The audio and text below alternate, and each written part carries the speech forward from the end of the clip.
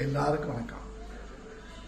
என்னுடைய ரசிக பெருமக்களுக்கு, என் பெற்றவங்க பிறந்தவங்க, என் தாய் உள்ளதுக்கெல்லாம் உலகத்தில் எங்கெங்க ரசிகர்களோ எல்லாருக்கும் என் மனமார்ந்த வணக்கம்.